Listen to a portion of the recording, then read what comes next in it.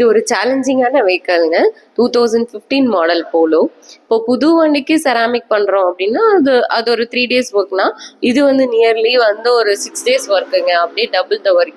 பார்த்தீங்கன்னா 10 இயர்ஸ்ல இவங்க வந்து பெயிண்டிங் ஒர்க்லாம் பண்ணியிருக்காங்க. அப்போ பெயிண்டிங்ல பார்த்தீங்கன்னா நிறைய இந்த ஆரஞ்சு பீல்ஸ், அந்த டாட்டா இருக்கிறது ஆரஞ்சு பீல்ஸ், அப்புறம் இந்த ரஃப்னஸ் இதெல்லாம் வந்து கிளியர் பண்ணாமையே வந்து பாலிஷ் பண்ணி கொடுத்துருக்காங்க. அப்புறம் அதே மாதிரி பாலிஷ் பண்ணும்போது பேப்பர் போட்டதுல 2-3 இடத்துல வந்து பெயிண்டே கட் ஆயிருக்கு.